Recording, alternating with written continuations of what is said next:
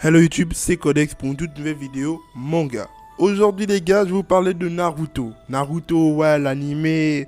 Toi tu connais le manga de référence. Quand on parle de manga, d'autres gens disent que Naruto c'est le meilleur manga de l'univers, la meilleure histoire du monde. Pas de défaut, frérot. Aujourd'hui je vais te présenter 3 trucs stupides dans Naruto. Naruto Shippuden, comme tu veux. C'est parti.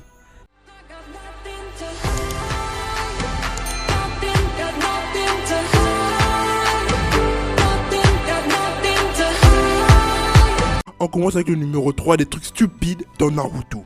Sérieusement, les gars, la mort de Neji. La mort de Neji, frérot, la mort de Neji. Mais non, c'est carrément stupide. C'est la stupidité incarnée. Le gars, il a oublié son cerveau au monde à l'envers. Carrément, c'est abusé. Quand on sait que Neji est parmi les personnages les plus intelligents du manga et que son nom Neji rime avec génie, franchement, sa mort n'est pas du tout logique. Comment quelqu'un d'aussi intelligent peut mourir d'une manière aussi stupide, s'il vous plaît?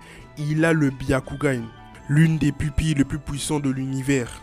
Elle permet d'augmenter la vitesse, la force, ainsi que les réflexes et l'agilité de l'utilisateur, s'il vous plaît. Les réflexes et l'agilité de l'utilisateur. T'as le Byakugan, ça veut dire que t'as des réflexes et de l'agilité. Et qu'est-ce que tu fais avec ça? Tu te sacrifies bêtement, s'il vous plaît. Avec toute sa panoplie de techniques, de ninjutsu, de dojutsu qu'il maîtrise, tout ce qu'il trouve à faire, c'est se sacrifier. Il a le tourbillon divin, la paume du hake, et il a le Byakugan qui augmente ses réflexes, son agilité. Mais qu'est-ce qu'il fait avec tout ça?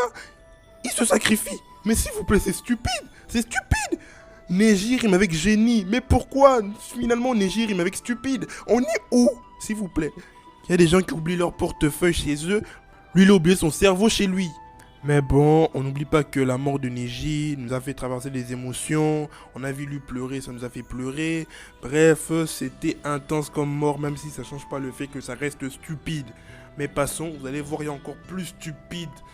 Numéro 2, des trucs les plus stupides dans Naruto, l'échange des yeux. Les gars, l'échange des yeux dans Naruto, carrément c'est comme une opération de changement d'ampoule. Tu retires, puis tu remets. Mais on est où? Dans un manga réaliste? Ou dans un dessin animé comme... Oui. Carrément, moi, ça me choque. Il manquerait plus qu'on voit des animaux parler dans Naruto. Ah ben non, en fait, il y a des crapauds qui parlent, donc ça compte pas. Mais au moins, on n'est pas dans One Piece sur des arbres et des fleurs qui parlent. C'est déjà ça. Mais bon, revenons un peu aux yeux. Carrément, Masashi, je sais pas ce qu'il a filmé pour penser à une idée aussi bête. Franchement, moi, je trouve ça stupide. Les yeux changent comme des ampoules maintenant. Et le pire dans tout ça, c'est qu'on peut prendre les yeux d'un cadavre. Itachi est mort, mais Sasuke a réussi à prendre ses yeux. Du coup, moi, je vais remettre un peu en question l'histoire de Naruto. Parce que carrément, imagine un méchant. Il est intelligent. Il part dans les tombes d'un Uchiwa et d'un Hyuga. Il dépouille leurs yeux. Et ensuite, il les met. Imagine la puissance qu'il aurait. Il aurait le Byakugan et le Sharingan réunis. T'es mal cheat, frérot. Là, tu aurais le personnage le plus puissant de tout Naruto. Donc, franchement, faire en sorte que les yeux soient équivalents à des ampoules, c'était vraiment pas une bonne idée de la part de l'auteur. Ça allait vraiment cheater le manga s'il y avait des méchants assez intelligents pour pouvoir exploiter cette idée. Mais bon, il n'y en avait pas. Le scénar, bien sûr, le scénario doit toujours intervenir. Mais bon, t'as compris. Passons. Bon, le numéro 1 des trucs stupides qui sont passés dans Naruto. La mort de Madara. Les gars, la mort de Madara. Comment il a pu se faire avoir? Il avait le Rinnegan. Il avait les limbes à côté. Mais comment un petit Sénégalais a pu débarquer de derrière et lui transpercer le cœur, s'il vous plaît, les gars?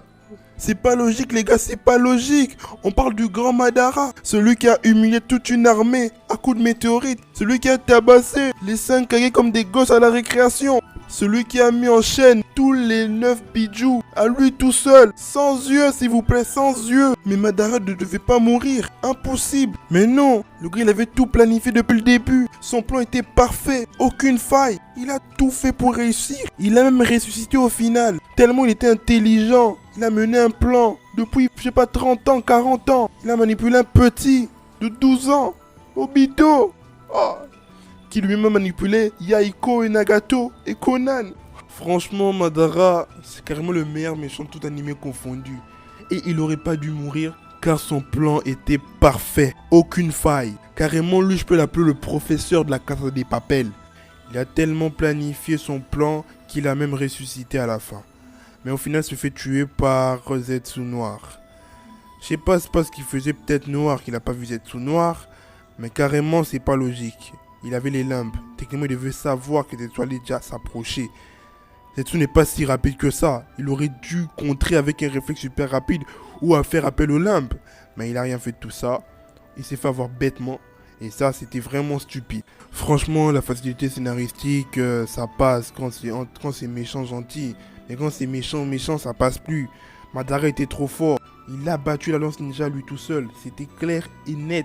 Le bail de Zetsu Noir ne devait pas marcher. Déjà que si on note que Madara est un méchant et il est super intelligent, il aurait dû déjà se méfier de Zetsu et avoir des soupçons de trahison. Mais il n'en a pas eu, il s'est fait avoir bêtement.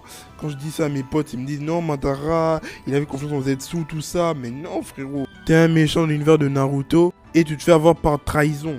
Bah non, ça marche pas, ça passe pas. Pour moi, dans ma tête, Madara a survécu. Il a 4 enfants au village de la pluie et il se cache pour ne pas se faire découvrir parce qu'il prévoit une réapparition. Bref, voilà la fin de Naruto. C'est bon, sur ce c'était Codex Tag. La deuxième vidéo de la chaîne, les gars, comprenez-moi, la qualité n'est pas super bonne. J'ai pas beaucoup de matos pour faire des super vidéos, mais bon, comprenez-moi. Bon, n'oubliez pas de vous abonner, d'activer la cloche de notification, de partager et de me dire dans les commentaires ce que vous trouvez stupide dans Naruto. Je ferai un plaisir de lire vos commentaires et si vous avez un truc à juger sur la vidéo, n'hésitez pas. Je suis là pour ça, j'ai envie d'écouter un peu vos critiques aussi. Bon, sur ce c'était Codex Tag. Peace and love.